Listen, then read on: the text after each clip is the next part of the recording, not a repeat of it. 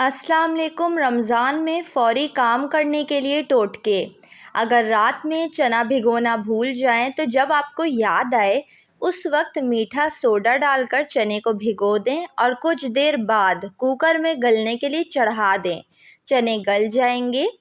کیلے کو خراب ہونے سے اور سڑنے گلنے سے بچانے کے لیے کیلے کے اوپر والے سائڈ پر ایلومینیم فوائل اچھی طرح لپیٹ دیں۔ کیلا کئی دنوں تک بنا فریج میں رکھے خراب نہیں ہوگا۔ کولیسٹرول کم کرنے کے لیے دوپہر میں ایک مٹھی بھر کے چنے کا استعمال کریں۔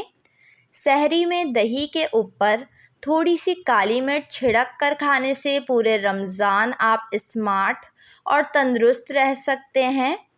دہی بڑے نرم بنانے کے لیے دہی بڑے کا بیٹر بناتے وقت اس میں تھوڑی سی دہی شامل کر دی جائے اور پھر دہی بڑے کو تلا جائے تو یہ بہت نرم بنتے ہیں۔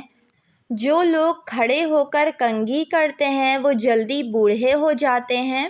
پلاسٹک کے گلاس میں پانی نہیں پینا چاہیے۔ اسٹیل کے گلاس میں پانی پینے سے دماغ تیز ہوتا ہے یا مٹی کا گلاس استعمال کریں۔ سفید بالوں کو آسانی سے کالا کرنے کے لیے بازاروں میں ایک ایسا شیمپو موجود ہے جسے آپ سر پر کچھ منٹوں کے لیے لگائیں۔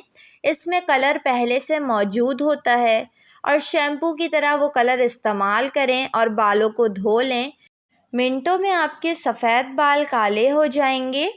نہانے والی بالٹی میں نہانے سے پہلے اگر ایک لیموں نچوڑ لیا جائے اور اس لیموں والے پانی سے نہایا جائے تو دن بھر پسینے کی بدبو جسم سے نہیں آتی اور پسینہ بھی کم آتا ہے۔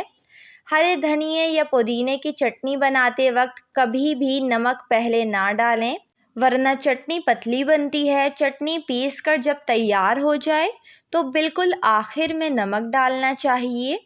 پاپڑی کو پہلے سے بنا کر ایئر ٹائٹ ڈبے میں رکھ لیں۔ پاپڑی پورے مہینے نرم نہیں پڑے گی۔ سموسے رول بناتے ہوئے یہ ٹپ ضرور آزمائیں۔ جب بھی آپ سموسے فریز کرنے کے لیے بنائیں تو ڈبے میں ایک تہہ سموسے کی لگا کر اس کے اوپر بٹر پیپر رکھیں اور پھر دوبارہ سموسوں کی تہہ اسی طرح لگائیں۔ اس طرح سموسے نکالتے وقت چپکیں گے نہیں اور ٹوٹیں گے بھی نہیں۔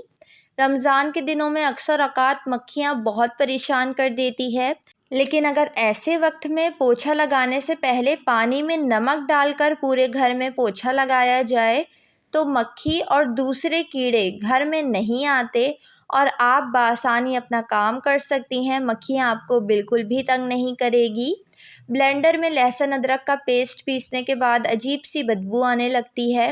اس بدبو کو ختم کرنے کے لیے بلینڈر میں ڈش واش لیکوڈ اور تھوڑا سا پانی ڈال کر کچھ سیکنڈ چلا دیں اور پھر بلینڈر کو پانی سے دھو لیں یا پانی میں تھوڑا سا کیوڑا جو بریانی میں ڈلتا ہے وہ ڈال کر بلینڈر چلا دیں تو بھی خوشبو آئے گی۔ ویڈیو کو لائک اور چینل کو ضرور سبسکرائب کر لیں۔